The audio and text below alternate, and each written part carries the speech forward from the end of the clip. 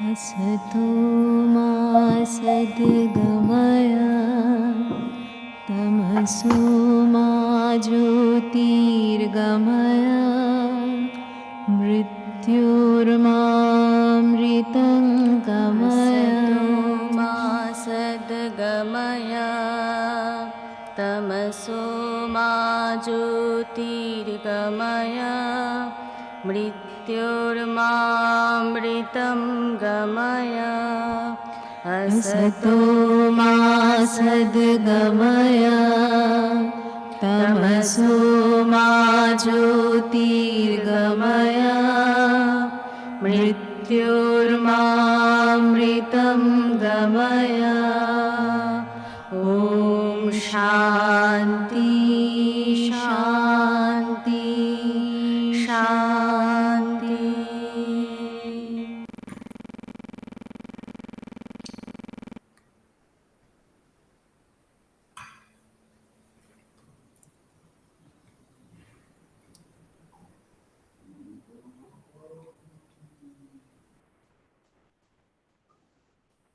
Okay, so good evening, everyone.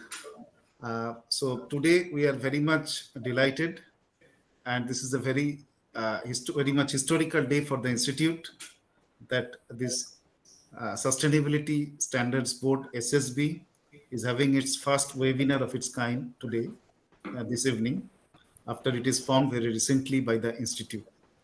So the Sustainability Standards Board typically consists of a group of eminent personalities who develop and maintain the sustainability related issues. This may cover areas such as environmental impact, social responsibility, governance, and economic performance, with a special emphasis to develop a comprehensive cost and management accounting framework for implementing sustainable strategies to measure and monitor progress towards achieving sustainable development goals. The establishment of this SSB is seen as a critical step in promoting sustainable development and addressing the challenges of climate change and other sustainability issues. It provides a common framework for measuring and reporting sustainability performance, which can facilitate comparison between organizations and enable better informed decision making by its stakeholders.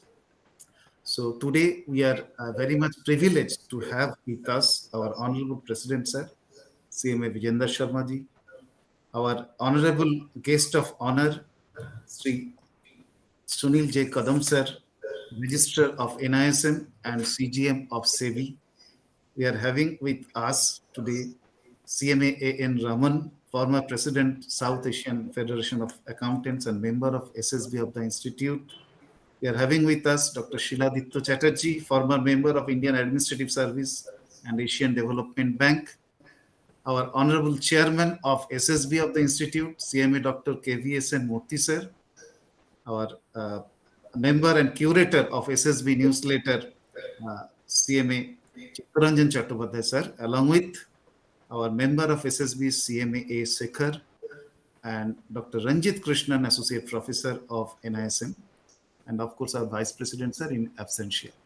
So this is our panel tonight for this historical event. So I now request our Honorable Chairman of SSB of the Institute, CMA Dr. KVSN Murthy Sir, to give his welcome address along with an overview of this Sustainability Standards Board. Sir, please. A very, very good evening to all of you. On my personal behalf and on behalf of the Sustainability Standards Board, I welcome all of you for today's evening program. The program title is Sustainability Trends in the World and release of newsletter. Our president, beloved president, most visionary, Mr. Vijayan Sharmaji, who has formed this committee in the life, first time in the life of the institute. Our beloved vice president and opposition, Mr. Balaji, and today's chief guest of one, Sunil Kadamji, Registrar NISM, and Dr. S. Chatterjee, retired IAS who worked in ADB, and CMA A.N. Raman, former SAPA president, expert on the subject, and my colleague in the council, Chitran Chattopadhyaya, two people behind the newsletter, Ranjit ji and Shekhar ji, all council members who have made formation of this particular board, all members of this sustainable board. CMAS means change makers and ambassadors of the profession. Very, very, very good evening. I really thank our beloved president for his vision and mission to start a board of like this, which is sustainable in nature. And I thank him for framing such board, first point. I also thank him for drawing most experts in the field in the board as my colleagues. Chairman is one of the 15, first among the 15 equals, and making me a chairman of the board. A big thanks to all of you.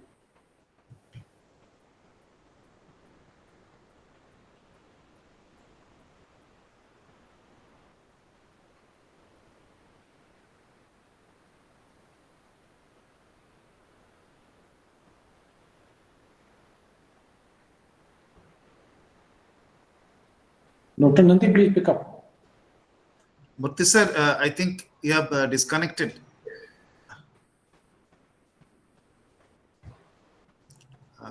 Can you please? Please carry on. Please carry on. Okay. So, okay, I think Murthy sir's link is somehow disrupted. So I now request our Honorable President, sir, CMA Vijayendra Sharma sir, to give his presidential address for this evening. Sir, please. Thank you, sir. Thank you very much. Shri Sushil K. Kadam, sir, Registrar of Finance, Dr. Shaliditya Chatterjee, former member of Indian Administrative Services, Asia Development Bank. My colleague in the council, Dr. CMA, Dr. K. Vishamurthy, sir, the chairman of SSB. My colleague in the council, CMA Chitran Chattopadhyaya, sir, the tutor of SSB newsletter and member of SSB.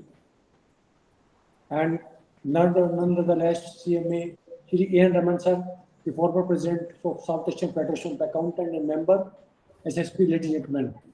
Very good evening to all of you. At the outset, I express my sincere appreciation to the Chairman Sustainability Standard Board, Dr. CSM Murthy sir, for organizing this event on the theme Sustainability Trend and convey my heartiest congratulations to the grand release of the monthly newsletter of SSB. I am grateful to Shri Sunil J. Kadam sir, the Registrar of Finance, Dr. Shalita Chatterjee, the former member of IS and Asian Development Bank, and CMA AS Shri A.N. Raman sir, the former president of SAFA and member of SSB, for sparing their valuable time and joining us to share their insight on this topic. Friends, the idea that the health of the planet is as important as human health is gathering steam, and sustainability will be the driving force. Firms around the globe are putting their focus on sustainability from top to action. They are developing sustainable products and supply chain practice to decrease revenue, satisfy investors and regulators, and improve their reputation. Additionally, these practices help them reduce their environmental footprint while saving costs associated with the waste and resources and energy consumption. Well, many corporate leaders find sustainability also help deepen their organization's sense of purpose to engage and retain a new generation of employees. This shift has been fueled by increasing energy insecurity, rapidly changing regulatory and reporting standards, and investor appetite for environment and social governance, ESG performance. One of the silver line of the COVID-19 pandemic is that environmental awareness among all the customers, companies, and government worldwide seems to have been highlighted in its wake. According to one of the survey conducted worldwide, the 93 people report increased concern related to sustainability and climate change post-COVID. The search related to sustainability products, from clothing to food, automobiles, and even buildings, has gone up by 71%. This rising trend of increase in sustainability lifestyle have been accompanied by an explosion of the activity and innovation with energy, mobility, construction, finance, packaging, and carbon capture being the biggest shift towards a healthier planet. The value of the green economy is even projected to grow beyond $90 trillion by 2030 overall. This is a massive trend that is almost impossible to ignore. The sustainability is a new normal for the conducting of life and business, will give a push on ongoing trend as well as throw up the new trend. The top trend that are shaping a more sustainability future is our planets are from net zero to climate positive, push to renewable power, push to carbon offsetting, EV to lead clean transportation efforts, more stringent regulator, new method materials and technical transform construction, rise is ESG investing promote the sustainability through business. Well, sustainability without a trace of disbelief attached all walks in the life and for the profession of CMA, it is not an exception. The financial regulatory regime is also highly influenced, impacting by sustainability. Aspects like ESG, social stock exchange, social audit, environmental audit are gaining more and more importance. The younger generation believe in people, profit, people, planet, and profit concept, which has now shifted from planet, people, profit. They speak about the evolving scope of sustainability in the modern mercantile world. Keeping all the facts in mind, our institute has formed Sustainability Standard Board, which will play a crucial role in developing standards. The Sustainability Standard Board, in its first meeting, decided to have a massive awareness drive and to launch a newsletter of sustainability, which will be covering all the recent developments. I compliment all the members of the board led by CMA Dr. KV Murthy sir for their action-oriented deliberation. With a few words, I once again thank all the guests, distinguished speakers for their kind presence, and look forward to have fruitful deliberation interaction. My best wishes for the grand success of the event. Thank you very much. Wish you a very good evening, sir. Thank you very much, sir. Thank you, President sir, for your blessings and giving an overview of this board. So I think our chairman of Sustainability Board has already joined. Murthy sir, if you are online. Yeah. That time it was disconnected. Thank you, Mr. President, for your blessings and best wishes. With your vision, with your mission, we work together to promote the board, to strengthen the our profession as well as the country. Friends, welcome again. Good evening. Sanatana Dharma talks about Dharma. Hinduism treats Mother Earth as mother. It is nothing but Vasudhaiva Kutumbakam. We always protect Panchabhutas as per Vedas. We talk Dharma, we talk environment, we talk forests and earths. Ramayana talks about sustainability. Mahabharata refers about sustainability. UN Assembly in 2010 acknowledged the Indian philosophy, Sadhana Sukhuno Bhavantu. Government of India, 1920, recently, have formed social stock exchange, aligning with the global best practices. IASB in 2024-27 work plan talked about public interest and standards. I thank all the past presidents of the institute, past council members of the institute, and present council members, and because of their efforts, SEBI mandated CME Institute, its members, to be a part of this Vishwa Kalyanam or Jagat Kalyanam or Jagat Yajna. Friends, many people are under the impression that this board or these activities may be philosophical. Not philosophical, it is professional. They thought it's spiritual. No spirituality, it is sustainability. They thought it's philanthropic. It is well planned. We are going professionally. Sustainability is planned here through this bus. People thought we are delayed. Never. We are well in time, ready to deliver the things. Friends, like 10 commandments, like Dasavatara, now assumes Dasavatara are the action points of the committee, this board, the action points of this board are comprehensive cost and management accounting framework for implementing sustainability strategies based on SDGs 17 goals. Secondly, standards and performance metrics and preparation for ready for KPI guidelines for measuring and reporting information in BR and SR in shortcut. We are also going for sustainability cost benefit analysis. This is most important as a cost accountant. Sustainability reporting mechanism and disclosure practices aligning with the global trends. sustainability-oriented decisions. Dear friends, we also go for decision and sustainability risk management framework. The greatest threat to our planet is the belief that someone will save it, but nobody will save it. We have to ourselves protect it. We are not above law or above nature. We are part of law and nature. Most of the damages what we do without with ignorance. To make them awareness, we are also going for awareness programs for and education programs for all our members. We want to inculcate like caste is a culture, sustainability is also a culture among our CMS. And to improve sustainability initiatives, we are ready to go for in India, as told by Mr. Honorable Prime Minister, has become a bright spot, a driver of global economy, a leader of economic power.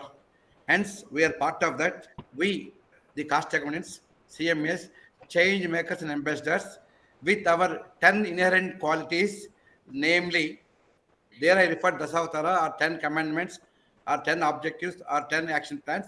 Here, a CMA, like any one of you, with his 10 inherent qualities: brilliance, eminence, excellence, elegance, diligence, endurance, competitiveness, intelligence, efficiency, will deliver all the goods, all the things to the satisfaction of stakeholder.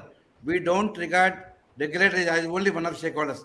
Regulator is one of stakeholders. All the stakeholders of this sustainability will be taken care. And any time, anything, kindly please advise us. Please come forward to advise the board. We have got very, very good experts in the board, which will take care of the profession as well as the institute as well as the country. Thanks to all of you. Kindly feel free to interact with us. Sarvejana Sukhna Bhavantu. Thank you very much. Thank you so much, Murthy sir, for giving us an overview of this very important board, this SSB board. So, may I now request CMA Chittaranjan Chattopadhyay, curator of SSB newsletter and honorable member of SSB, to give an overview of this progress card, whatever small this board has started just for a month. So he'll be giving an overview of the progress card of this board. So please, if you... Thank you, Dr. CMA Dipinandi, very respected Honorable President of the Institute, CMA Bijendra Sharma, our guest of honors, and today's very personality who are gracing this occasion with their valuable time, Mr. Sunil J. Kadam and our Shiladitya Chatterjee. Dr. Shiladitya Chatterjee is a personality whom I just requested, and he's having a fascinating experience on implementation of SDG. And Sri N. Raman, who is our always we are motivator on this particular sustainability. Always we have learned from him, and we are very fortunate today he is with us. Our Dr. Murthy chairman and our officials, and most importantly, the three personalities here. One is Mr. Shekhar and Mr. Ranjit Krishnan, and I must mention about another name, Dr. Aditi Dasgupta, who has always been, continuously doing this, exercise for coming out with this first, what we will be doing today for release of the newsletter. And all the esteemed attendees, my council members, just let me tell you, after formation of this sustainability board, SSB, we are just looking for the first aspect that we have to enhance the awareness of the stakeholders, not only among CMA, but also amongst the total, young generations. Because the one thing we have observed from the board and learned speakers have delved on the board meeting, that climate change is having the social, supply chain disruptions. Then your food crisis, this is also bringing geopolitical crisis. Then your energy crisis, it is also responsible for inflation. And most important, that the GDP drop, which has been perceived that it may it will be 6.4% by 2030 for this crisis, and 35% by 2050, it is being told in various reports. So in that case, when we are having all experience of the disruptions in the total climate and total in the economy, with the help on many reasons, even lower agricultural productivity, natural catastrophe, human sufferings, all are there. So why we shall be not having one particular newsletter which should be released every month from the institute, keeping the responsibility as a cost and management accountant intact, because the cost and management accountant not only deals with the figures, only financial figures, they also deal with the non-financial matters, and that is the beauty of the whole profession. And we took a decision, conscious decisions, that let us first start that activity with a document which should be circulated amongst all the CMAs and all our other stakeholders. So on that basis, on keeping that in mind, this today's newsletter, what we are giving, we have given a name, and I simply request our Kadam sir to please start his deliberations, keeping in mind that our newsletter has been, nomenclature has been Sukhino Bhavantu, keeping the mind that everybody should be happy, everybody should feel them glad that yes, we have to have a happy life, and for that our CMA has to play a very good role, very big role here. So today's in this auspicious occasion, in the presence of our star-studded personality like Dr. Mr. A.N. Raman. He is a personality, the IFAC, his continuous enrichment of this particular topics on sustainability. IFAC he's one of the most appreciated personality, applauded personality in IFAC, International Federation of Accountants. So in his presence and in our presence of our other dignitaries like Dr. Shilajita Chatterjee, I request our CGM SEBI, Sri Sunil J. Kadam, to kindly announce our release of this particular newsletter, Sukhino Bhavantu. Yeah, thank you. Before announcing, I would just like to brief on how these developments took place in securities market, to be more specific. In fact, Ministry of Corporate Affairs first launched the voluntary guidelines for the corporates on the social, environmental, and economic responsibilities for business. And then, taking clue from that, SEBI published or mandated its business reporting requirements to the corporates. And that was the first thing. When we launched this requirement, incidentally, I was the one who has signed this circular. And that was the first country in the world which has mandated listed companies to make disclosures on this area particularly. Although many the corporates in worldwide are voluntarily disclosing it, but as a regulator, SEBI was the first regulator who has mandated mandatory disclosure of the corporate responsibility to the business people.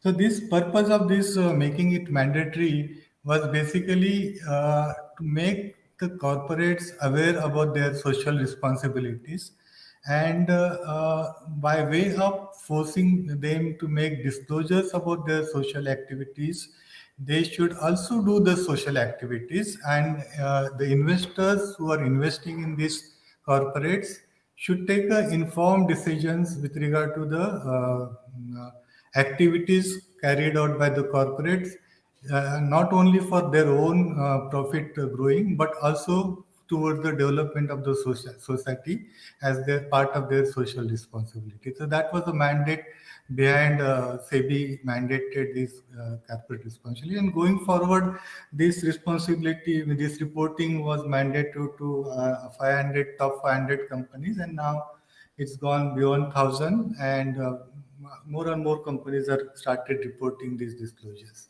So one more good thing happened with this disclosure is that corporates and researchers started getting data on the actual corporate social responsibility activities, and that data started helped, in fact, lot many researchers to do the research activity in the area of ESG and all.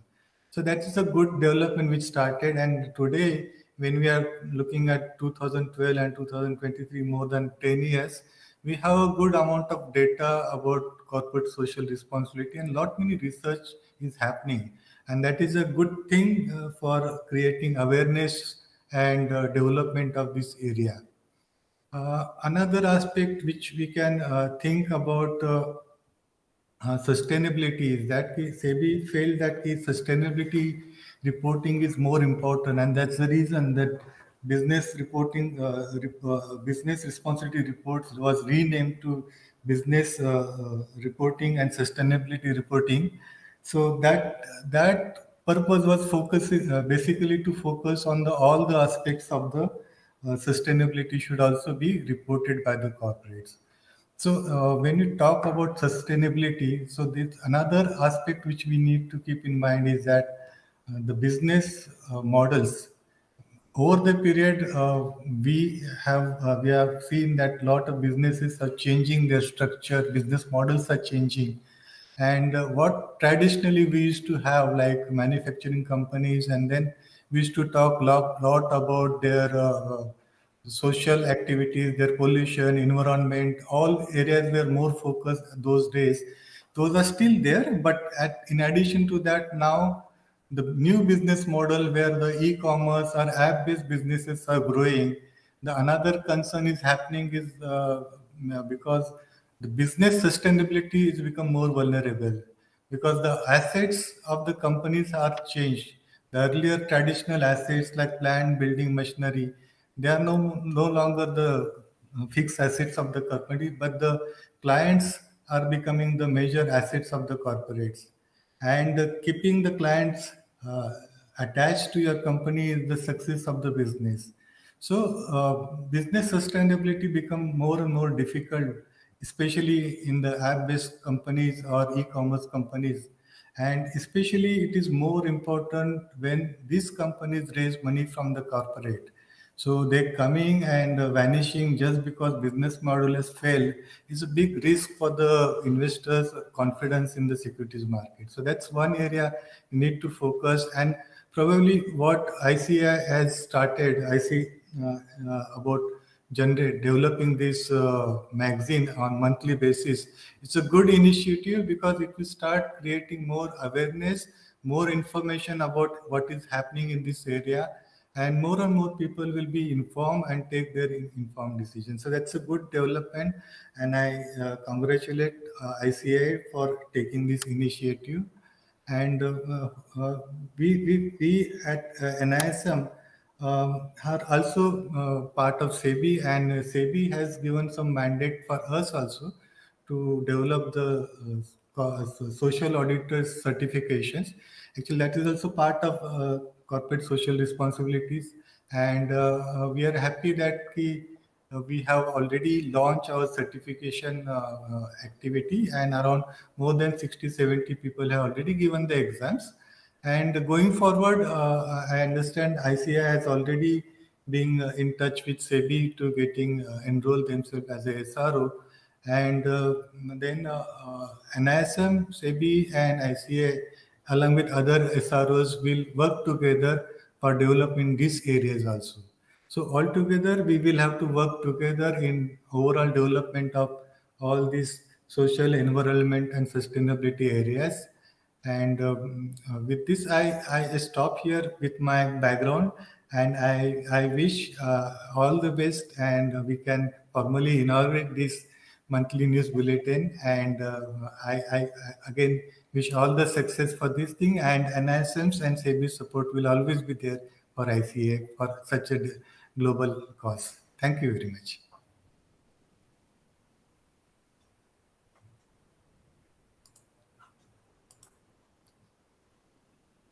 Sir, you are mute.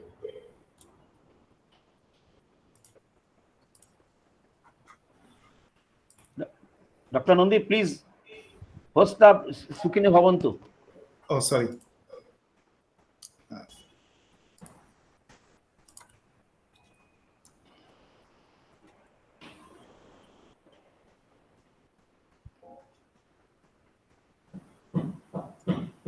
Is it? So this is our newsletter, Sukhina Bhavantu. May all beings everywhere be happy and free.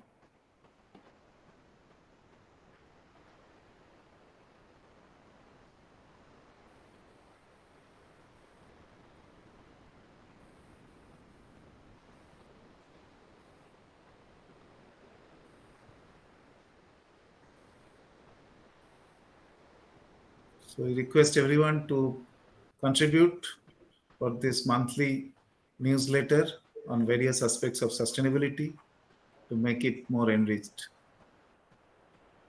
So, Chairman, sir, if you can highlight something. Yeah. I request Ranjit to enlighten us. Or curator, Chittu, or sir. compiler.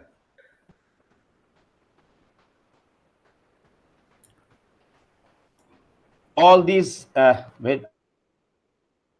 convey my heartfelt thanks to my chairman to consider me as the curator. But it is a team game, team effort. It's not only curator, it's myself, Mr. Krishnan, and of course, apart from my chairman, another name who has, amidst his many difficulties, has helped us in a day and night, CMA Dr. Aditya Dasgupta, and of course all other council members. They have always given us the responsibility to do the best for our profession. But I am telling you, this particular Sukhino Bhavantu comprises of the updated informations, updated, many good articles, and most important, we have given a quiz section so that people's awareness increases.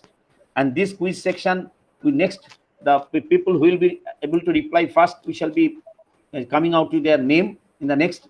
And we have many plans in this particular this newsletter, and let us spread this newsletter to everyone.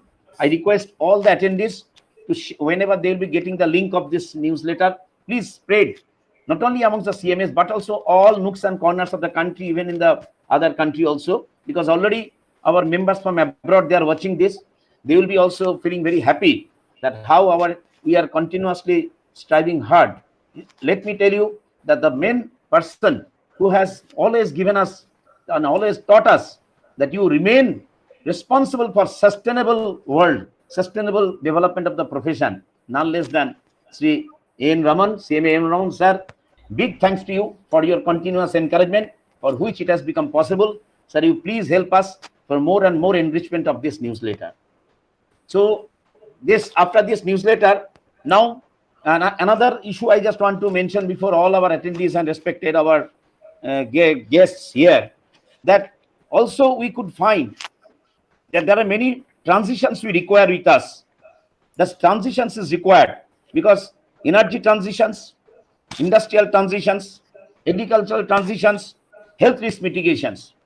So all these transitions, if we require to have, continuous awareness. This awareness campaign is also required from the profession, and our institutes, ably led by Dr. Murthy and ably led by our versatile personalities in the SSB, we took a conscious decision that we shall be continuously keeping in mind our Honorable Prime Minister Narendra Das Modiji's that clarion call that Vasudhaiva Kutumbakam, India is the destination for that, and India will be showing the other world to show his roadmap for this sustainability.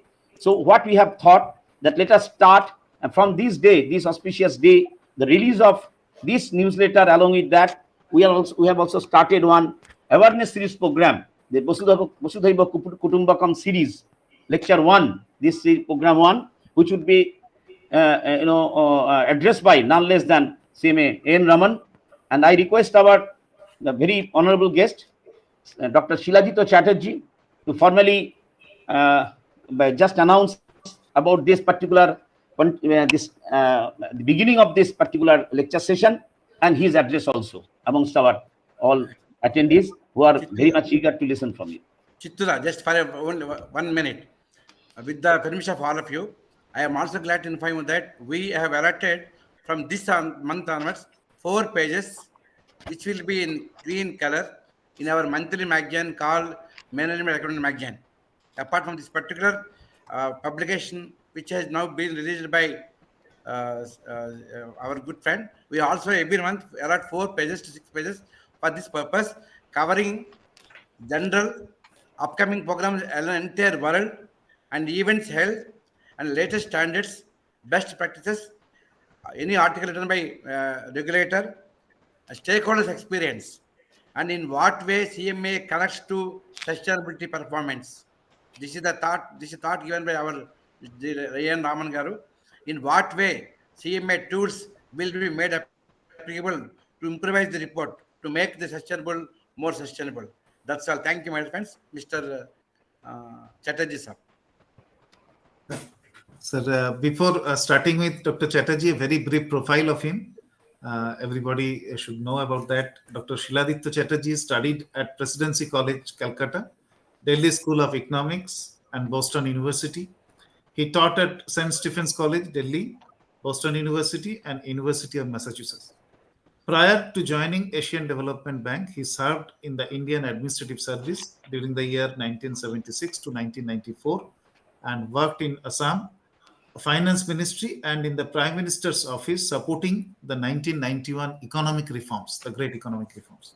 At ADB, he led lending operations in Philippines and Indonesia, advised countries as economist and as head, poverty unit first, and ADB even partnership on MDGs and SDGs. He currently advises domestic and international agencies, particularly on SDGs, as an independent development consultant and advisor, and undertakes research and publications. He is presently President, Global Forum for Sustainable Rural Development, and visiting senior fellow of Institute of Studies in Industrial Development, New Delhi. So with this very brief profile I can have right now, Sir Dr. Chatterjee, we request you to deliver your enlightening session. Thank you, sir. Thank you very much. First of all, let me thank President Vijender Sharma, Vice President Mr. Bhalla, Chairman SSB Mr. Murthy, Mr. Raman, Mr. Chitto Chattopadhyay, and others, very distinguished members of the panel and the audience who are here. A very good evening, and thank you very much again for inviting me to discuss this very, very important topic. I'm very glad that in this year, when India has taken on the presidency of the G20, which has also one of the major objectives of achieving the Sustainable Development Goals globally, you have taken on this sustainability initiative, and it is very much in keeping with the international and global trends and the global requirements. Okay, so I have a short presentation. Let me see if I can put it up.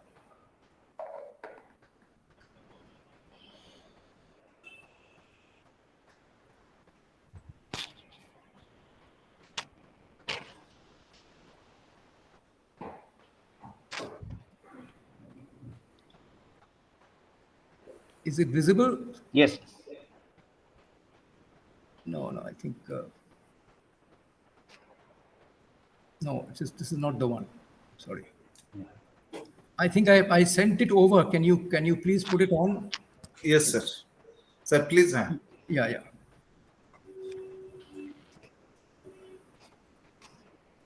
It's called Role of Private Sector in Achieving the Sustainable Development Goals. Is it coming, sir? Yes. It's coming. Can you put it in the power presentation mode, please? Yes, very good. So can I think I'll have to ask you to change the screen, right? Right. Okay, anyway. Okay, so can you move to the next screen? I have spoken about the G20 process and the fact that this is being adopted. You have taken this major initiative during this process, so which is very, very apt. So let's come to the next screen, please. So what are the Sustainable Development Goals? Now, I'm sure most of you have heard about it. It was established in 2015 following the Millennium Development Goals, which came during the beginning of the millennium, 2000 onwards, supposed to last till 2015, had 8 major goals. And now this has been replaced by a much broader set of goals called the Sustainable Development Goals. And it intends to eliminate poverty in all its forms, advance growth and employment, protect the environment, and reverse climate change. So it's a very, very ambitious, but it has to be done because if it is not done, the world may go beyond the tipping point of no return as far as climate change is concerned. So it is absolutely essential that everybody take this very seriously. Next. So these are the 17 goals. I don't want to, I'm sure most of you know about it. It contains 3 major areas, which is social, looking at things like poverty, hunger, health, education, gender equality, and so on, so forth. Economic, which talks about growth, reduced unemployment, reduced inequality, and so on and so forth. And finally, the third area is sustainability, which is environmental sustainability as well as reversing climate change. And all this requires certain institutional and governance standards and goals, which are also there, and partnerships. Okay, next. Now, we need to take sustainability very seriously because, unfortunately, it is more of a buzzword rather than an action plan right now. We are talking about sustainability but doing very little. That's my view. I did a study on how India is faring on the Sustainable Development Goals last year. It was published in Economic and Political Weekly. And there I made 2 exercises.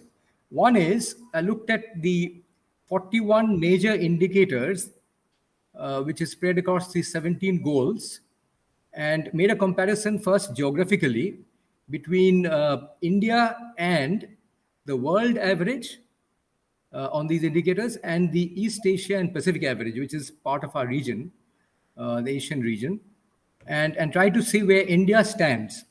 Now, when I talk of the world average, it's basically mostly developing countries. 85% of the world basically comprises populations living in developing countries. So keeping that in mind, if you look at where we are compared to these two geographical groupings, we find that in Asia Pacific average, 41 indicators. In 19, India is worse than both these averages. And these are indicated in red. In 13, India is worse than at least one of these averages. In only 9 is India better than both of these averages. So you can look at this chart. Out of the 14 indicators, most are red and yellow. Very few are green. So that shows that India's position as far as attainable, current position in the Sustainable Development Goals indicators is pretty poor, and much needs to be done. Next, please. Next slide. Yeah, the other exercise I did was to see to what extent these 41 indicators, which has targets, will be achieved by the target year of 2030. Now, again, I've classified them. Using current trends, we can make projections. And if you look at that, given current trends, in 25 out of 41 indicators, that is 61, a full 61%, India will fail to achieve the SDG targets. Okay, so that kind of puts everything in perspective. So when we talk of sustainability, when we talk of what needs to be done, a huge amount needs to be done. And because of coronavirus, we lost 2-3 years in the process to 2030. And so much more needs to be done in the remaining years by India as well as the rest of the world. But we also need to do a lot more. Next, please. But the point is that, because of the huge magnitude of work that is left before us, the challenges that we are facing, we cannot always rely on the public sector. There's a tendency for us to always say, okay, the government is not doing this, the government is not doing that. But I think the bigger role is for the private sector, actually. Now, if you look at the this year's budget, which is presented, you can see I did this exercise, and as Chitto just mentioned, I made this presentation in the Boi Mela. And we can see from the budget that about, as much as 55% of the budget is committed to non-developmental expenditures such as on pensions, on defense, on subsidies, on interest. Interest payments take up 23% of the total budget. Okay, so these non-development expenditures, which are in a sense compulsory, mandatory, we have to do it. We cannot leave our defenses, unprotected and so on. So that leaves very little for development expenses, and even in development expenses, the government has focused, perhaps correctly to some extent, on infrastructure, and not as much on things like agriculture, commerce and industry, health, rural development, urban development, even on things like innovation, because very little has been spent on research and development. So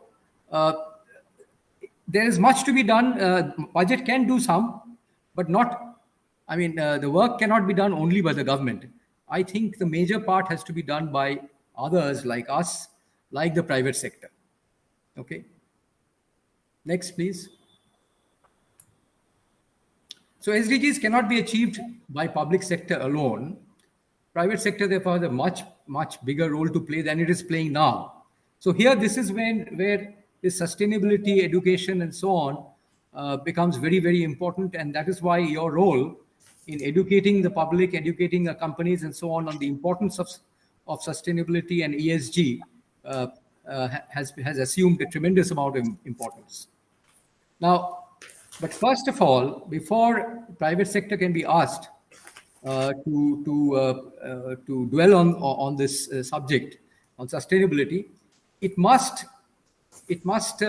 change its basic and principal goal from the profit motive, which seems to be the main motive, to also achieving social objectives. Okay, and this is becoming, as a matter of fact, this is slowly becoming a global trend. More and more companies, particularly, let's say, the Scandinavian countries, European countries, even the US and so on, slowly their shareholders are asking more and more of their companies to focus more on ESG, that is on social and environmental and governance aspects. And this is something which will come to India also. At the moment, India is basically requiring by law, as you all know, only to focus on 2% of their net profits on corporate social responsibility. But this is 2% is very, very inadequate. I've just spoken about the great, backlog that exists as far as the SDGs is concerned. And within the target years, 2030, much, much more needs to be done. And I think this 2% is too little.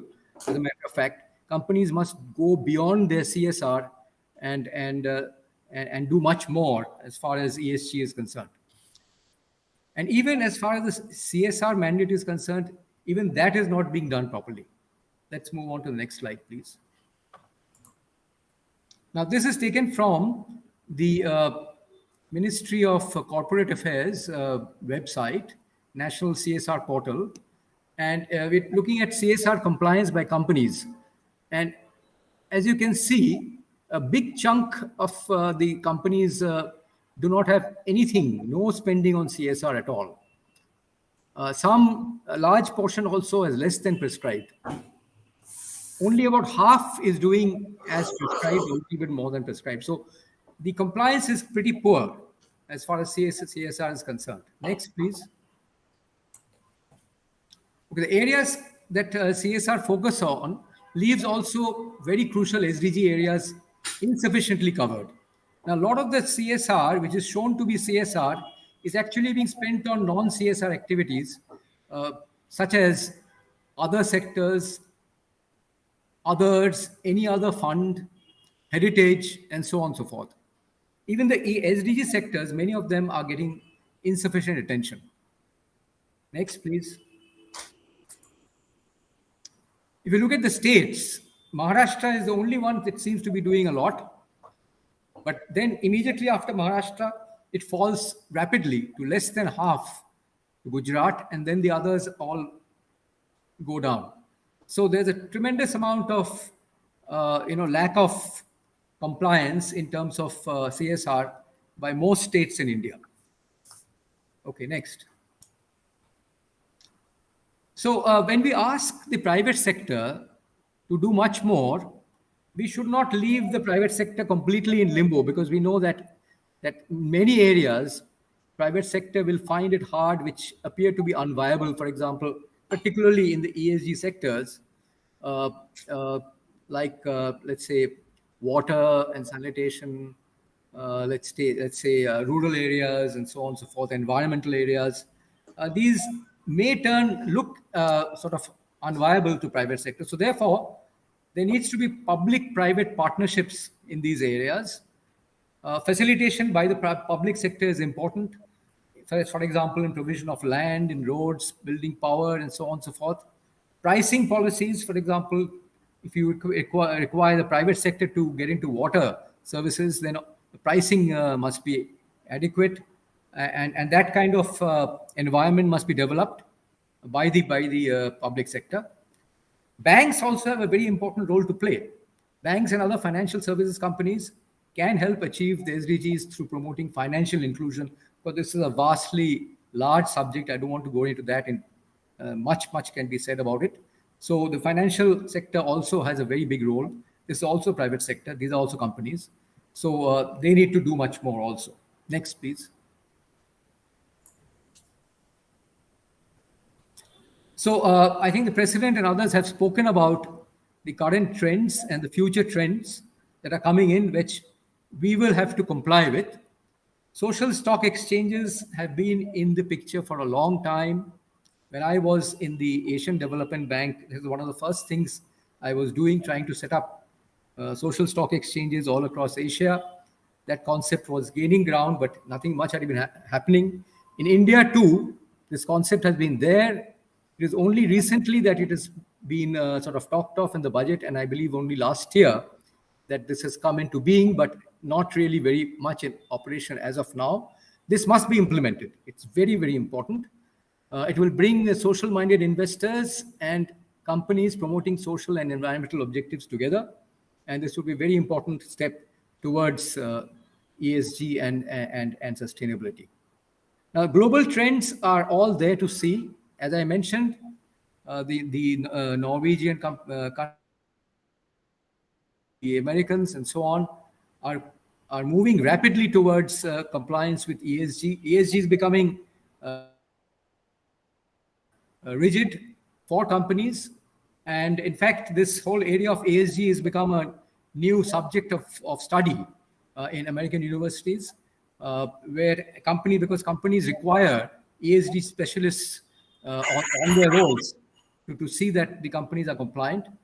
And this will become also a discipline which India will have to observe very soon. We already know the fallouts that are happening. Some Norwegian companies, Norway, for example, is pulling out of stocks of Indian companies because they're not green enough and so on. And this kind of trend will continue. So we will have to play a much bigger role here. So it is therefore desirable that India expand environmental and social audits of companies to assess extent of support for ESG and the SDGs. So that is where your role is extremely important, and I'm very glad that this is beginning to happen. And limiting sort of the requirements, company requirements to CSR alone, will not be sufficient. Okay, let me end there. Thank you.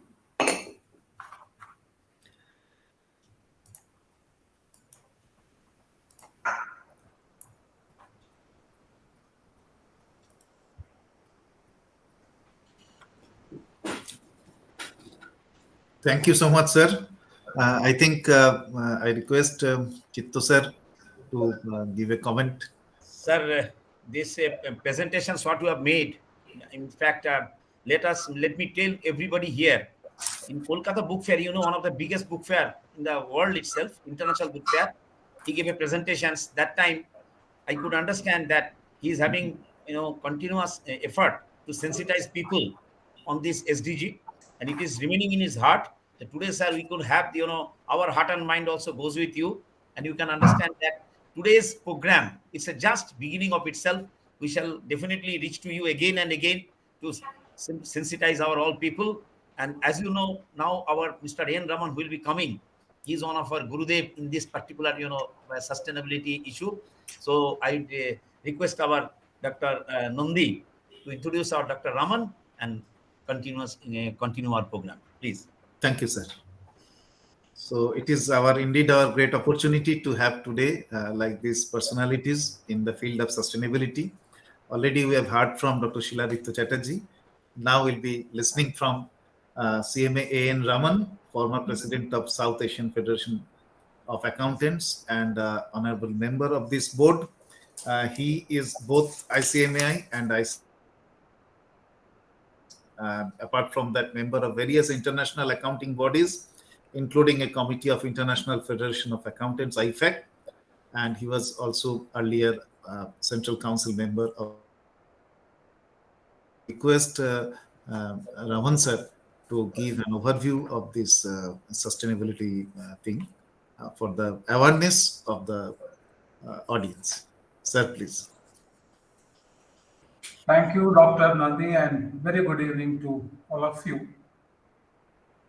The President of the Institute, Vice President, the Chairman of the SSB, Dr. Murthy, my good friend Chitoji, all other members of the SSB, the esteemed speaker, Mr. Shiladitya Chatterjee, and the great man from NISM who has taken all the pains of releasing our newsletter today, and my good friends who are listening and watching this webinar from, as said by Chito, not only from India, but from across the border. Let me first express my real appreciation and happiness felt from the bottom of heart for this webinar. There are several reasons for that. But one particular reason, which I very strongly would like to place it as the first one, is that my memories go back to 2011 when the integrated reporting was launched first in India. And at that time, I was playing an active role, and along with the IIRC, International Integrated Reporting Council, it is our institute which created that platform of launching this thinking in India. We did phenomenal work at that time. And besides this, GRI Aditi Halder would also endorse, and she also did the other day. It was our institute which signed first an MOU with GRI to bring sustainability related awareness and training and education, whatever you may call, to build competencies on that to the accounting bodies of the South Asian region. I have always been felt that particularly when you don institute roles and you discontinue from the institute because it's a elected body and you cease to play a role, when suddenly there is a discontinuity or vacuum, whatever be the Himalayan efforts which have been taken up in the form of building the momentum, when that suddenly evaporates, you feel what is all this, a huge amount of energy have been wasted. But today, looking at the efforts of Dr. Murthy and Chito Chatterjee, my good friend, along with the wonderful directors who have been dedicated for this work by the President and Vice President, it's a great feeling of redemption for me that time is not lost. We are catching back, and definitely we will be setting the trend. To that extent, I really appreciate this great effort, and in particular, thanks to the great executive from SEBI and Shiladitya ji for having been present on this occasion and giving us an external. We all said and done. I am an internal person to the institute, but these two gentlemen coming from outside and participating in the institute efforts, really I feel so much redeemed. So today I wanted to speak my heart out. So I decided not to have a PowerPoint presentation. So I wanted to allow my thought just come, the word should come from not only from my mind, but it should come from my heart. And then completely pour it out in a span of 20 or 25 odd minutes. So it is not a PowerPoint driven presentation by me, but it is a brain imaging presentation as to where are we and where we should be heading for. So So in this narrative of next 20 minutes, I consciously decided, looking at the right now, we don't have a glimpse of the type of participants who are watching this webinar. But I do guess, because of the gap which has been created in our efforts, there will be a lot of people out of that 100 or 120 or 150 or 200 participants, whatever be the number, a sizable chunk may be coming up for the first time to know what is this. The institute is coming up with the webinar on sustainability for the first time, whereas the institute has been, members have always been listening something on accounting standards, law, insolvency, and all those income tax, every damn thing, we have been always doing it. But what is this sustainability? So many members perhaps are first timers to understand what is this coming, quite possible. And there could be people who would like to know, who are already aware of this field. There is something called trends in sustainability. So what is there for us now? What are all the current trends, and where is it? Where is the field going? So there must be some stakeholders in the audience who would like to see that. Then there's a third dimension. The moment you speak of a trend and a professional body like us, it is not enough if we are trend followers. We should be trend setters. So it is not enough that we are trend followers, we should be trend setters. So in our webinar focusing on sustainability trends, I also would like to speak out my mind on how do we set the trend in this domain and where we cast our own image. So that is where the thought leadership, the intellectual capability of our profession can come to the forefront.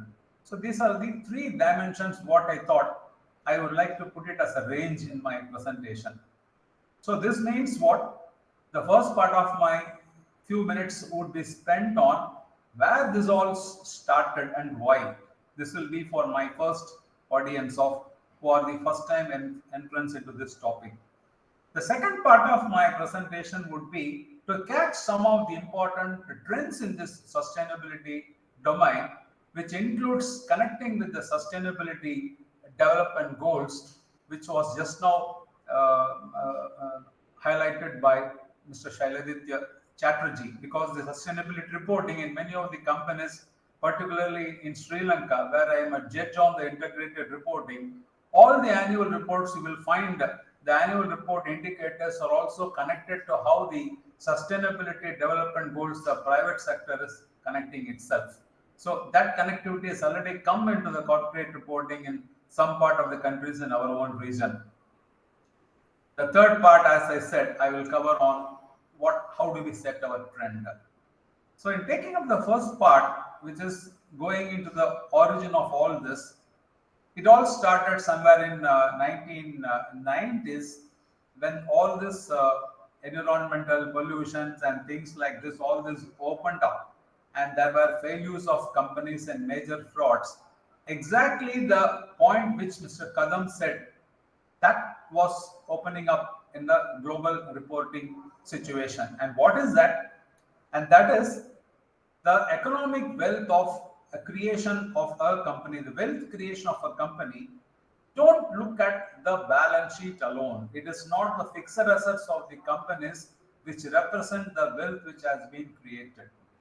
So that became a secondary importance. That means that tangible assets went down in terms of importance, and the true assets of companies which are intangible in nature, but they are not coming in the books of accounts of a company in the form of a goodwill, in the form of a customer loyalty, in the form of a brand presence, in the form of how environmentally they have kept up their good work. So all this intangible contributions of companies, they started becoming prominent, and the transactions of buying, negotiating companies, selling companies, mergers, amalgamations, they were all getting dictated by these intangible assets.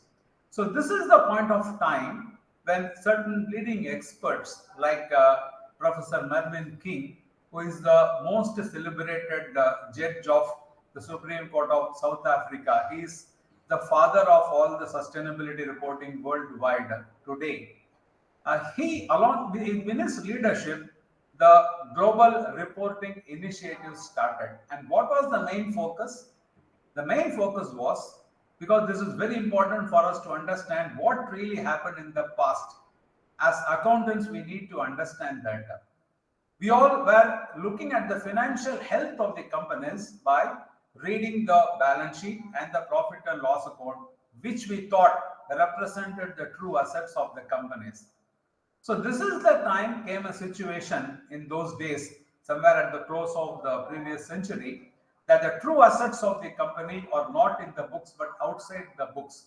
And companies need to be responsible towards society, they need to be responsible towards the environment. At this point of time, Professor Mervyn King and all the experts around him defined what is true value creation. So that means what?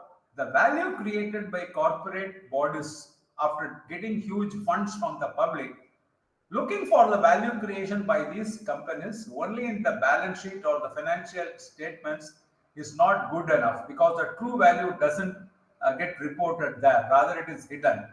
So where is the true value of the companies then? True value is not only in the financial statements, true value creation is also outside the financial statements.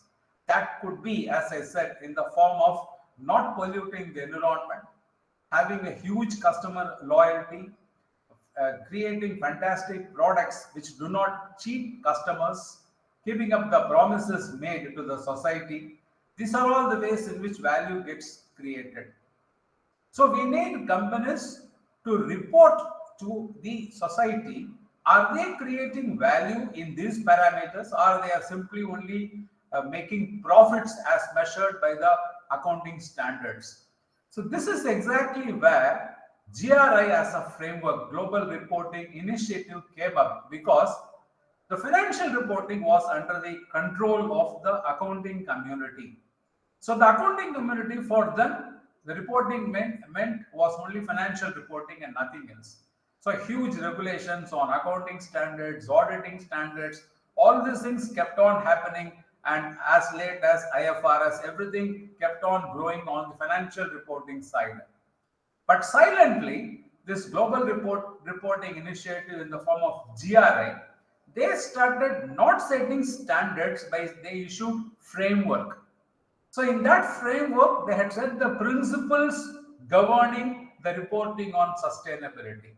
So it was not a rule book, but companies which wanted to subject themselves to a discipline, who wanted to be seen by the public that, look, this is a company which is behaving responsibly.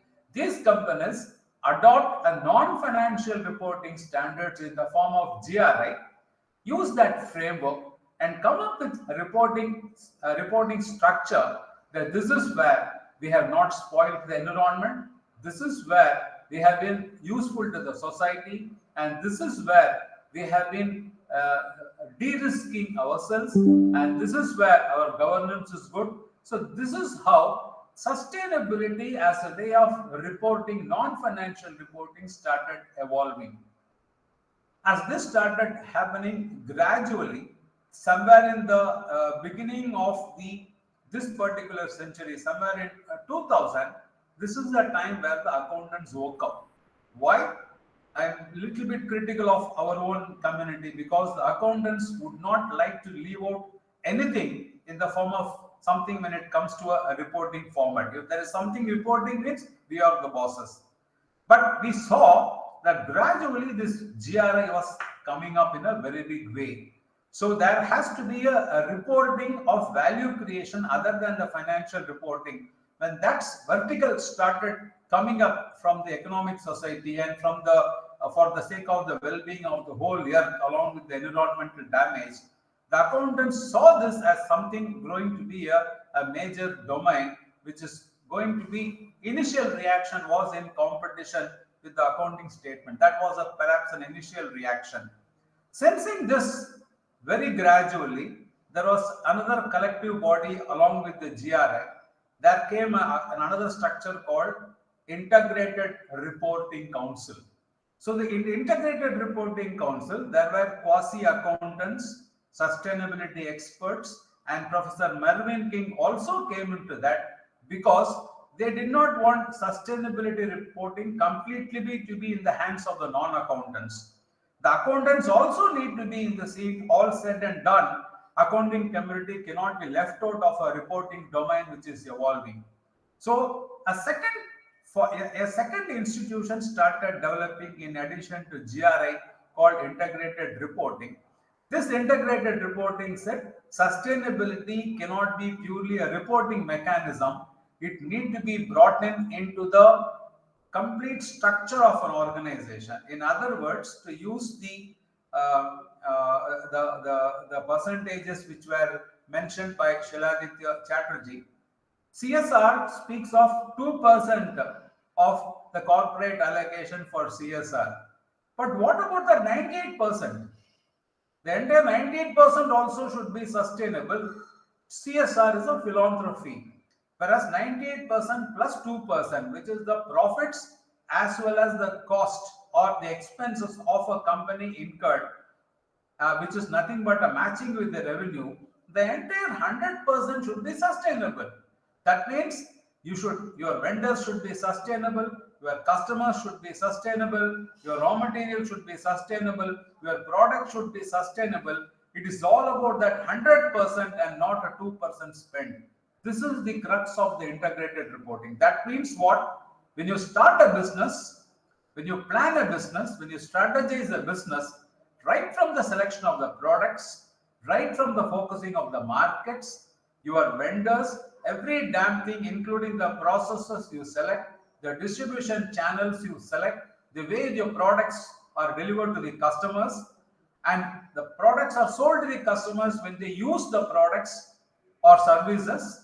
And after the products or services are used, you dismantle and the products come to the end of its life, till after the full life cycle, till that end, that is from cradle to birth, a product should be sustainable. A cradle to death, a product should be sustainable.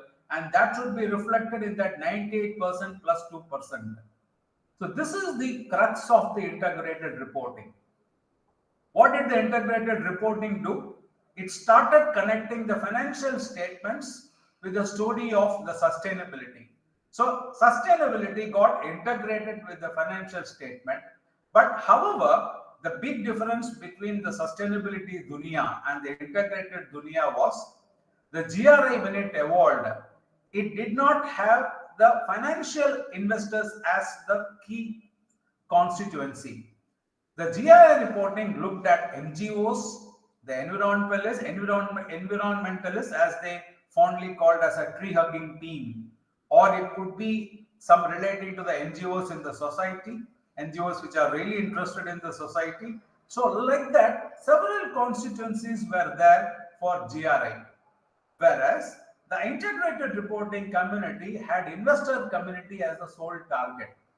But what integrated reporting dunya was carefully did was, it brought in the accountants into the domain of sustainability and connected these two.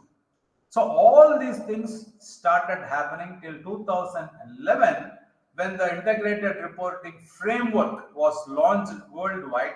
And gradually, reporting means it's not purely financial reporting, it is also value creation in non-financial sense. That is also reporting. This became a fantastic anchor of corporate reporting till 2010. So once corporate reporting means not only financial reporting, it is also about reporting on the performances other than the financial areas, how you have impacted the environment and the society. When that also became important, everyone started waking up, and this started connecting with the sustainable development and millennium development goals, all these things in that particular decade.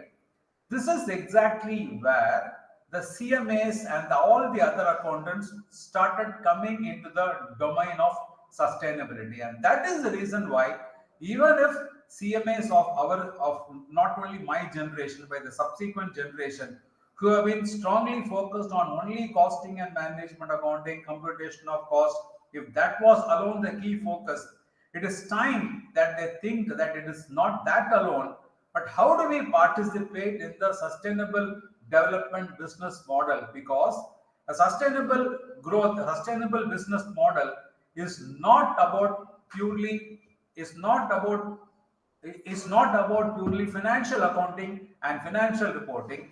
It is all about the non-financial areas also, and how a business is designed and how it is modeled. This was the time when in the Indian governments also, somewhere in the 2010 and the 2011 time, I was also a part in that voluntary guidelines which was referred to by the earlier speakers, which was first issued by the Ministry of Corporate Affairs, followed by the SEBI's social responsibility reporting. All those principles were evolved. Slowly they started coming, top 100 companies capitalization list, they all started coming. And this is exactly where the reporting was harped on. We come to the end of our first narrative for those who are trying entrance into this topic. This is exactly where the accountants started showing interest into the sustainability reporting, because corporate reporting no longer is purely financial reporting. It is also about the ESG. This is exactly where the reason why CMAs should play a major role in understanding this. But where is it we get connected, and how we should, CMA as a pure domain should connect itself with this, and where we should be trendsetters? That I will come to a little bit later. Before that, I will fill in the second topic. What happened to then after this? Because I have set the base. The moment you are referring to sustainability trend, every trend starts with the base. You start with the base and then a trend is set. So now in the first base, the trend was set, and that trend was corporate reporting is no more about financial reporting. It is also about the sustainability reporting and how it integrates with the financial performance of an organization. This is the base. Subsequently, what happened? Now, the most important thing we now know is that GRI as a gold standard for sustainability reporting has a broader set of stakeholders. And who they are? They are not worried only about the financial community. They are also worried about environmentalists. They are also worried about NGOs, etc. That's what I told you. But the accounting community, which started this integrated reporting, they were more bothered about reporting integrated way, creating the link between the financial performance and the non-financial performance to the extent financial investors are interested. Why? Because if the financial accountants or the CMA's accounting community will have to participate in the financial reporting and sustainability reporting, who is the target audience? The target audience will be mutual funds, will be investors, will be angel investors, who are now ready to put funds only in countries and only in companies where the products are sustainable, the markets are sustainable, and there is an interest in sustainability. They are not willing to commit funds for projects and areas where sustainable strategies are not there. So to that extent, financial community gets connected. So now the IFRS, which is the godfather of the financial community of financial reporting, that godfather one day decided, let us not leave this non-financial reporting to any other community other than the accountants. Let us also take that inside us.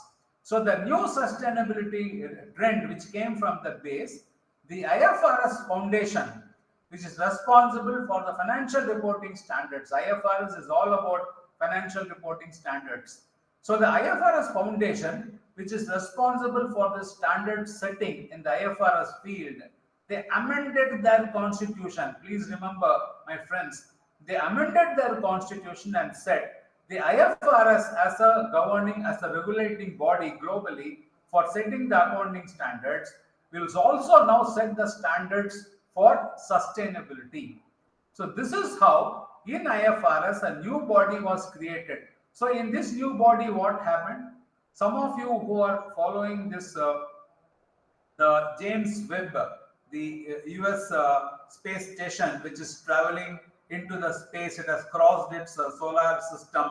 It is now sending fascinating pictures of black holes, one black hole merging with another black hole, one solar system merging with another solar system, galaxies colliding. You are getting I am just using a metaphor. When galaxies collide, what happens? Phenomenal energy gets created. In the same way, when the sustainability dunya became very popular and accounting and sustainability standard institutions started coming up here and there, all these bodies all merged under this IFRS foundation. So except GRI. So who are all the bodies which merged? There is a Sustainability Accounting Standards Board of the American origin. Then the International Integrated Reporting Council of UK origin.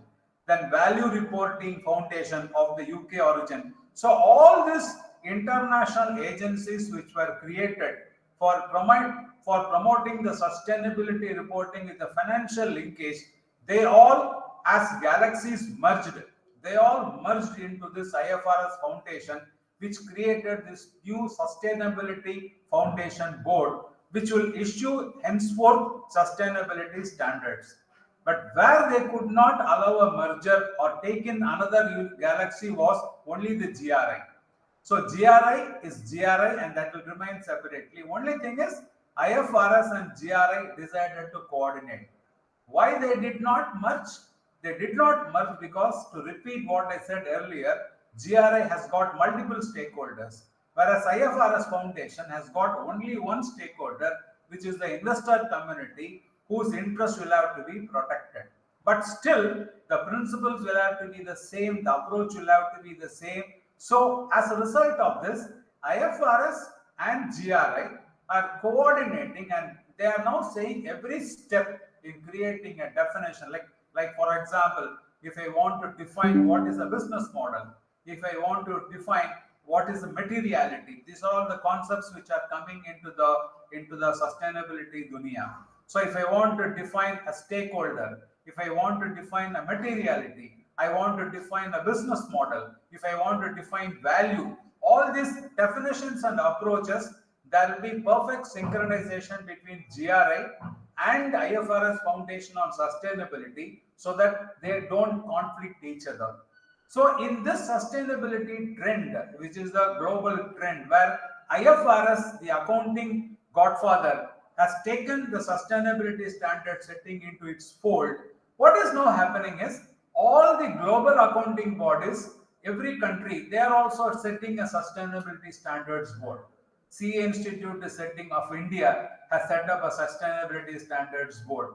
Japan, the Japanese Institute, there they have set up a sustainability standards board. So every country which comes under the IFRS regime, they are also on the job of creating a sustainability standards board. So something similar to I adopt IFRS in toto or I issue my accounting standard. Like for example, in Sri Lanka, they have got Sri Lankan accounting standard, which is nothing but repeated accounting standards of IFRS issued as Sri Lankan accounting standards. Whereas in India, we have got a carve out. We have issued our own accounting standard, but we will say this is where it matches with the IFRS. So accounting statements I can prepare in line with IFRS or I prepare with Ind AS. So this sort of flexibility is given. So in future, the individual countries, they may also say we will issue the sustainability standards, which will be in line with the sustainability standards issued by the IFRS Foundation on sustainability. This is the trend which is going to happen. So in this trend, after I completed the first block and the second block, where is it? We have a role. CMAs, can we issue sustainability standards in this sort of situation? How it is going to play out is something which we have to watch and see. But only thing is there are certain areas where we can be trend setters. We need not be trend followers. And what is that? If I go back to this BRSR, the latest one, BRSR formatting, what all of us know, you may very clearly say there are, let us say, 9 principles of BRSR. Earlier also 9 principles were there. Now the SSB has come out in that BRSR, there are 9 principles. then they go straight direct to the data indicators. So 9 principles and data indicators, if you look at as two extremes, left extreme is the indicator, left extreme is the principle, and the right extreme is the indicator. Between these two extremes, there is a huge space to connect, because by looking at the principle, no one can go straight to filling up a format. If something is attempted like that, it is just to only hoodwink SEBI, which is not possible, because SEBI has got very intelligent people. You can't take them for a ride. It is not possible with people like Mr. Kadam sitting there. But the basic problem is, between the principles and between the data points, you companies need a framework. And what is that framework? If, for example, there is a principle which says I should have products which are designed to meet the customer taste, there is a 9th principle is there. The companies should ensure that the products are designed as per the customer requirements. Let us say that is a business responsibility. So straight away I come to the data points and say, yes, I have done. In between, there is a space inside the company. ठीक है भाई, आपने कैसे किया? What was the methodology you used in understanding that your product meets the customer requirements? And this is exactly where there is a management accounting. Basically, it's a management framework, but you can connect it with the wonderful cost management targets and come up with a situation where, if you want to fulfill the data points required for these 9 principles, if you want fully adapting to the 9 principles, in between, you need this framework. There should be evidences, there should be traceability inside an organization that you have followed this process to fulfill this particular data point. Like, for example, I am populating a data point relating to products which have been designed, produced, and sold as per the customer requirement. Then what is the process inside the company? What tools they have adopted? Have they institutionalized a system of understanding the customer value? If all these things is not done and the check is not there, then you can't come directly to the data point. So from a SEBI principle in BRSR, you can't come straight to a data point. You need to travel through a methodology, leave evidences or traceability of an assessor. Yes, they have run it properly, and then come to the ultimate data point. This is the space which is vacant for a long time. And there are 2 strong anecdotal evidences I can share with you that this is a space which is required. One, Professor Mervyn King himself has openly stated in a Sri Lankan management accounting conference that without a strong cost and management accounting, a sustainable business development can never happen. So a strong cost and management accounting system and sustainable development business model are 2 sides of the same coin. So what all we need to now come up as a trend setter is that between the 9 BRSR principles and the data points which are being created, in between we need to create a best practice framework. If an organization has all these practices in all these 9 areas, all the 9 principles need to be backed by this sort of tools, this sort of mechanism, leaving a traceability for an assessment. That only if these things are done, the data points can become reliable, it can be repeatable, it can be given as a corporate reporting. This space is vacant. So what all I am telling to myself as a part of the CMA body is that this space is vacant by no one in the world has started speaking on this. Be a trendsetter, be a thought leader, be first in that. If you are first in that, and body like SEBI will really receive you with open arms, because you are only strengthening their hands. You are strengthening the hands of SEBI that these 9 principles, unless if they don't go through this pathway, then the data points which are being populated is all, I can't say, I don't want to use the word, are definitely not reliable, because they are all just form filling or a tick box checking an approach. So how should we now set the trend as far as SSB is concerned?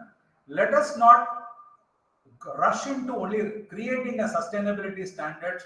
What has been issued by IFRS will again repeat that that is not the area we should focus. How do we implement sustainable business model? What sort of management accounting framework? There is a very, very strong need for that. Come up with a structured framework. Go to a go to the designated authority like SSB and tell them this is what the corporates need today to fulfill your ambition of the 9 principles of BRSR. What all we need is not a audit role. You need to simply endorse this is the best practice. Please make a declaration that you have passed through this pathway or this framework. To what extent is being adopted?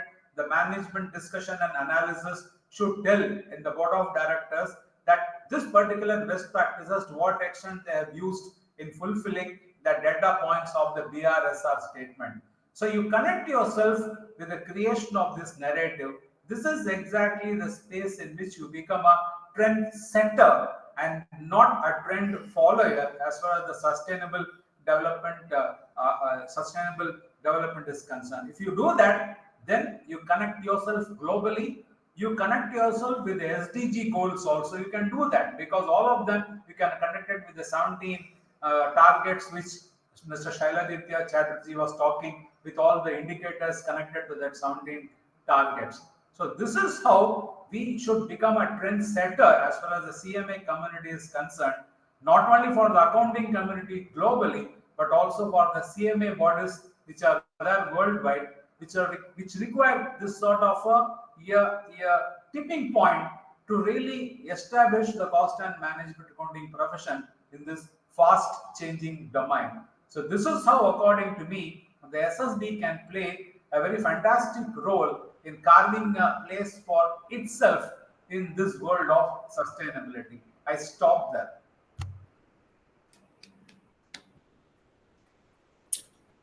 Ravan sir, excellent deliberation. I got, and the audience got enough research inputs.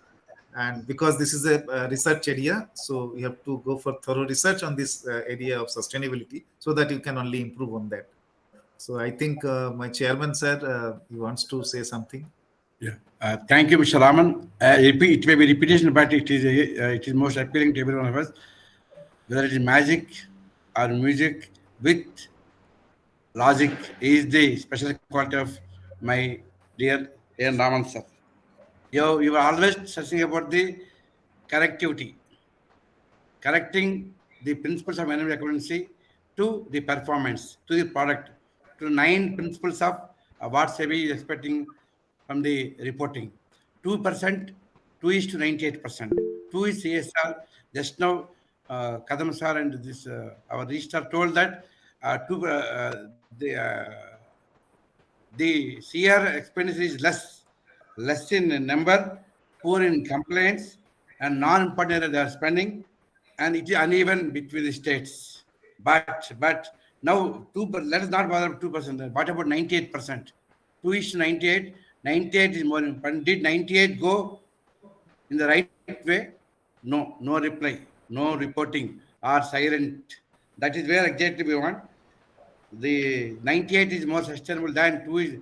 In terms of materiality, 2 is immaterial compared to material concept. You have proved that cost accountants, it is not mere cost sheet, it is not balance sheet. You should all go beyond books of accounts, beyond balance sheet. I always say my client that don't read balance sheet, read the notes forming part of the balance sheet. They can be more meaning, good or bad, about the company than the figures which are certified. So notes is very important. Thank you, Mr. Raman. You are now leading the sustainability dunya in our own language, sustainability dunya, with a sustainable approach. 9 principles to be attacked, not mere reporting. He always says that don't just worry about reporting, don't say about accounts. Go beyond it. Connect the report of the left 9 points with the right indicators. A good message to all my youngsters. In fact, everybody, the principles of philosophy of both GRI and IFRS Foundation one and same, but we can definitely take a good lead in India with the help of SEBI officials, with the help of IS people who are here, who are also think tanks of the Indian corporate culture. The benefit, not only benefit of the stakeholders like investor, beyond that, everybody is our stakeholder. Whoever is interested in the country or world is our stakeholder. definitely with the inputs by N. Raman, we are now strengthened, empowered, enriched with his knowledge. We will assure you that this board will be a permanent board, irrespective of political affiliations in future. This will go continue with the help of people like you. A big thanks to Mr. N. Raman, sir.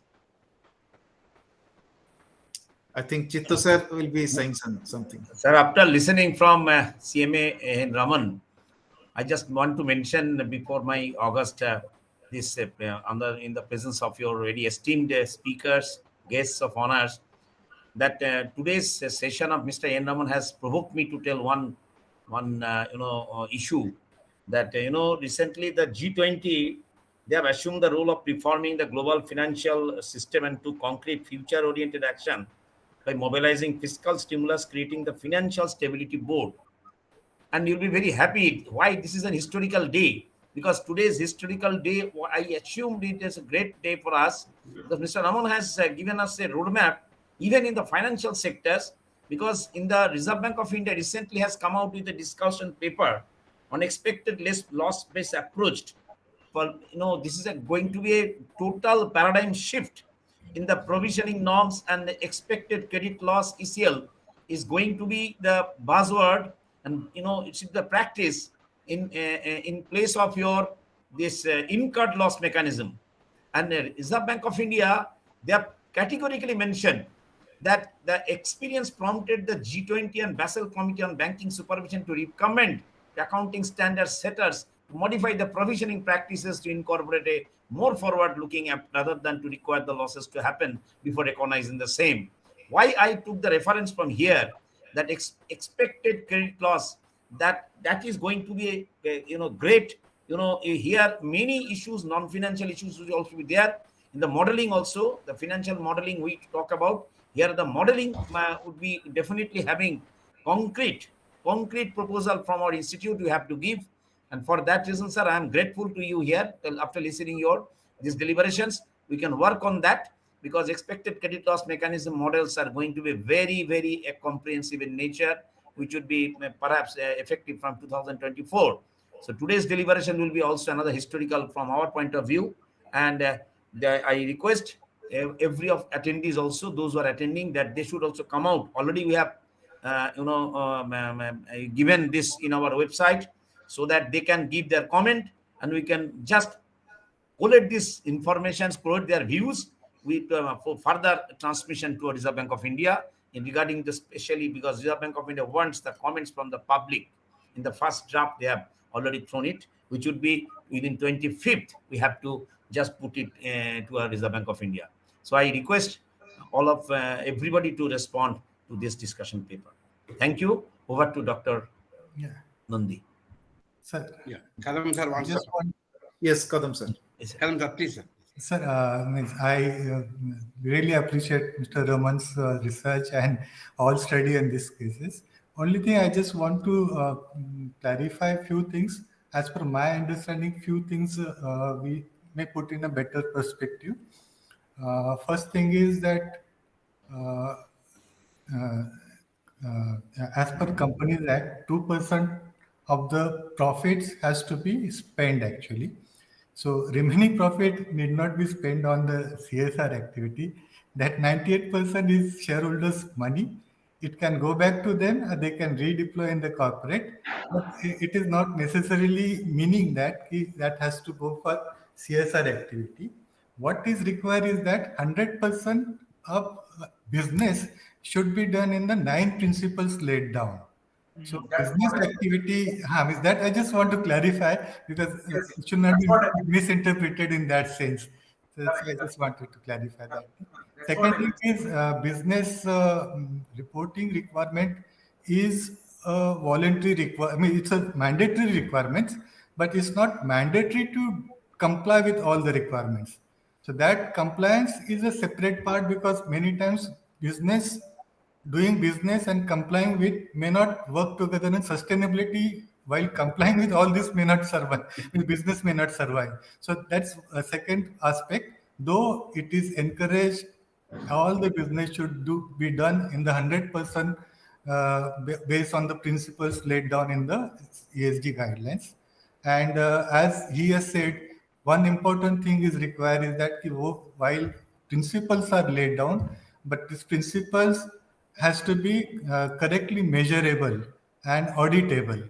Then only it has got value. Mere tick box is not correct. I fully agree with his, and I think institute has lot much scope in developing standards or work notes, whatever is required, and help for improving those qualities, disclosure qualities.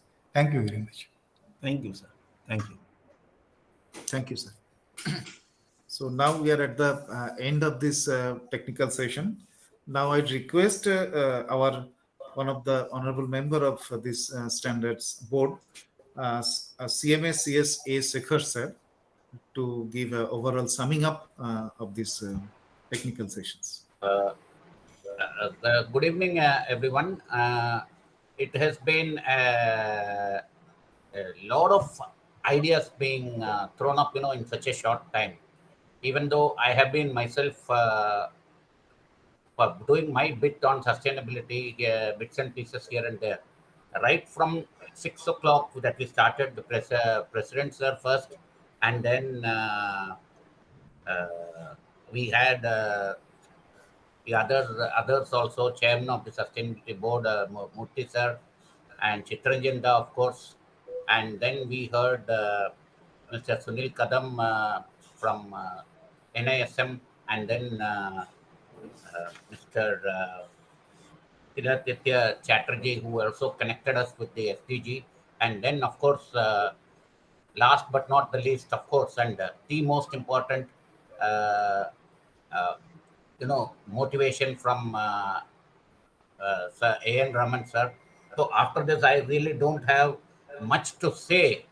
And if I were to say something about what others had spoken, I think hearing it from me, people will feel bored. But I would like to highlight a couple of points which came out. This is a great beginning, but it is said, well begun is half done. But the danger is half begun is not well done. So we should be very, very careful. Now that we have the start, we should stay focused and work in this direction of, taking the best out of the situation that we have for the profession. The whole thing of sustainability, in fact, if we look at the way things have taken shape, the whole thing is concentrating on stakeholders. I always used to refer to a director's report, typical those who follow compliance. In the director's report, acknowledgements column, we always say we acknowledge the contribution made by suppliers, employees, bankers, etc., etc. But it used to be a copy-paste. Are we really acknowledging the stakeholders? So now it means, now on the other hand, with the emphasis on stakeholders, there is an imperative to be sustainable. You have to take care of your stakeholders, and that is the undercurrent with which we have to go forward. I would like to take the cue from the connection with Shiladitya Chatterjee brought towards sustainability development goals. In fact, there could be a challenge on that as well. There are 17 SDGs. Now, how does a country prioritize? How does a corporate prioritize? There is always a challenge with respect to utilization of resources. Resources available for a company, resources available for a country are limited. So the available limited resources, where do you focus? Where do you prioritize? And this is an area where, as strategists, as management accountant, we can have a great role to play in advising what should be the path towards sustainability. At the same time, without losing sight of the way in which the resources are utilized. This is a very important aspect when we deal with sustainable development goals. And then when we also take cue from what A.N. Raman sir had said, to be a trend setter rather than following a trend. Now that we have understood this, the trend which has happened, the tussle between the accountants and the other stakeholders. Definitely, I think there is a reconciliation efforts which are going on and which is what is going to lead us through. But the CMA profession has its own DNA, and I think we should concentrate on that rather than reinventing the wheel. So that is in a very apt summary which Raman sir had given. So I believe that the institute will do very well to come out with some kind of roadmap for connecting this BRSR principles with the data points. I think that's where we should make our first efforts, and hopefully we are in the right direction. I thank you all for giving me the opportunity to do a sum up.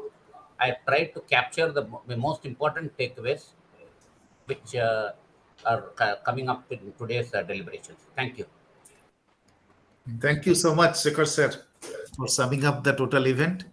And it is very much heartening to know that more than 200 audience, they are constantly watching and listening this program even in this late evening. So this is a good thing. I am watching the YouTube participation. So on a busy Monday, on a busy Monday. Busy Monday. They are listening and they are commenting on this box. So it is really very much inspiring for all of us. Now, Mr. Nandi, if you can take 2 or 3 comments which need the any answers by our chief guest, we can do it.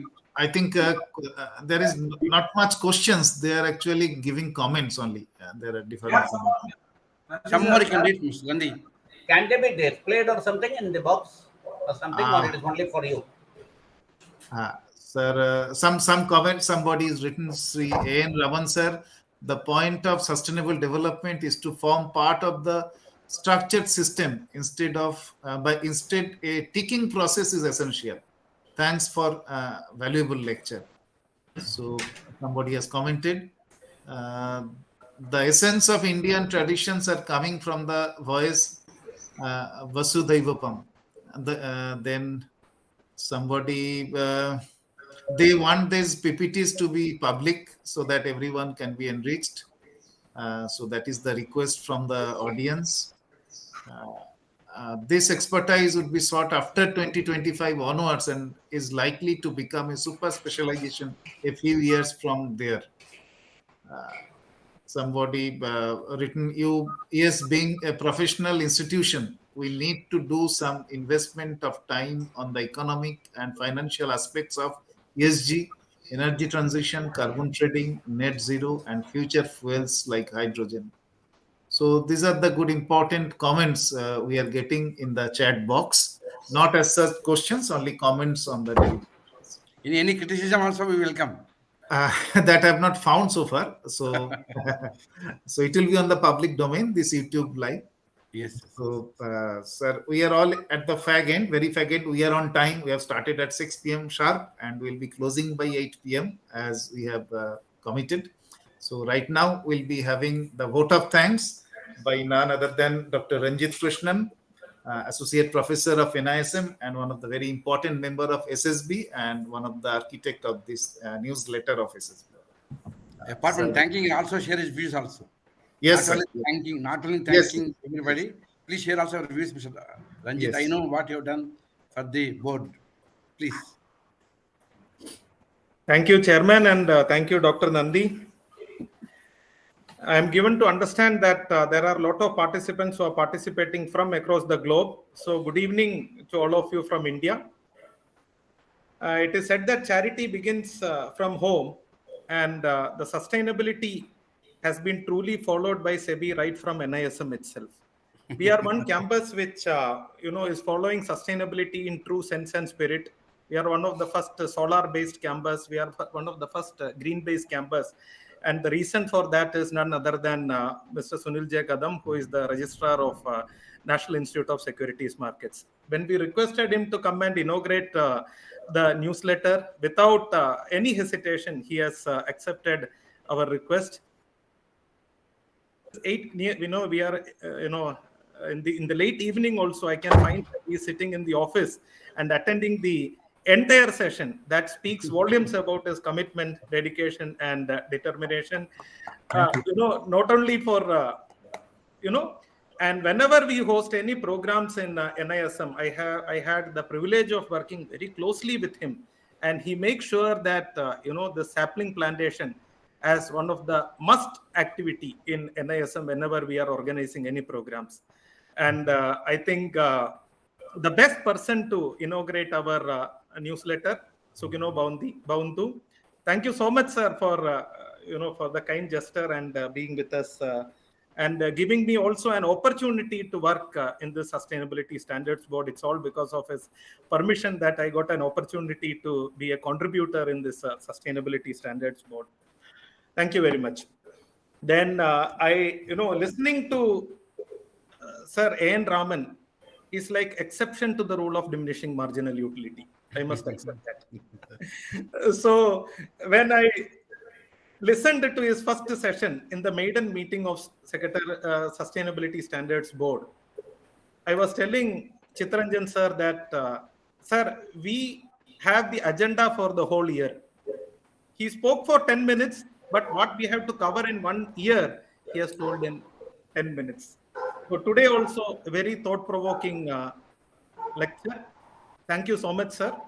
I also take this opportunity to thank Mr. Shiladitya Chatterjee for the excellent session and inaugurating our Vasudeva Kudumbakam series. And I'll be failing in my responsibilities if I'm not thanking the people who have worked in the ICMA Secretariat, comprising of Mr. Nandi and Aditi.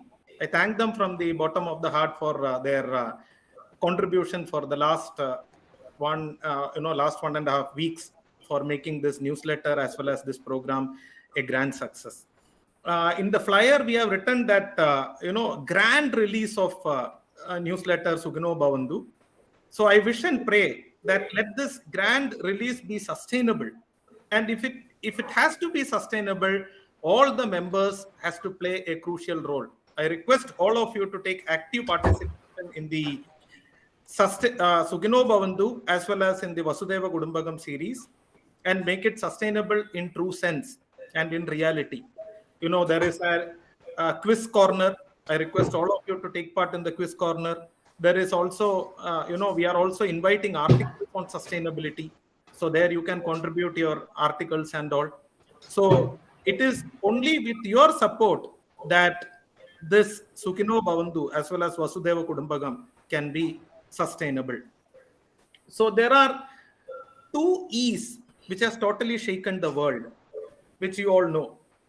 One is electronic and the second is environment. These are the 2 E's which has shaken totally the universe, and because of which the entire activities are revolving upon. So that speaks volumes about how important sustainability is and how important sustainability can be maintained with the help of electronic as well as technology mode as well. I thank all the members of the Sustainability Standards Board, and I also thank the council led by President and all the council members, particularly Mr. Murthy, who is the chairman of the board, as well as the curator. A curator in real sense. That is the reason why this newsletter has come out in a most successful manner. And I thank Mr. Chittaranjan particularly to give me an opportunity to work in this newsletter. And I sincerely thank all the members of the board as well as all the participants who are attending from far and wide and making this program memorable and a grand success. Thank you so much. Thank you, Dr. Krishnan, for highlighting 2 very important E's, electronic and environment. I would like to add another E, that is emotion towards sustainability, so that the circle will be completed. So hope everybody will have that emotion and that passion to make this sustainability board more sustainable and doing good for the nation as well as the society as well as for the world. Also, a quick clap to Aditi. If you can come online on the screen, Aditi, for all your work, if you can come once in the screen. Normally on Mahashivratri, people will not sleep. Thank you, Aditi sir. did not for the last 3 Thank you, days. Aditi. You have done Aditi an did excellent not job, sleep. Aditi. Aditi Thank did you, not sir. sleep Thank yesterday you. also. She is most 11, happy today. She is 11, most 12, happy. 1 o'clock. Thank you, everybody. And whatever correction we have given at noon also she is incorporated. At noon, 12, 1 o'clock, 2 o'clock today, 2 p.m. I have given her some suggestions. She incorporated immediately and told me, look, this is over dear sir. So thanks to Thank you, sir. Thank you, sir, for giving me this opportunity, sir. Thank you. We love it. Thank you. So thanks to all of you. Thank Sukhina you. Bhavantu. Thank you, sir. Sukhina Bhavantu. Sukhina Bhavantu.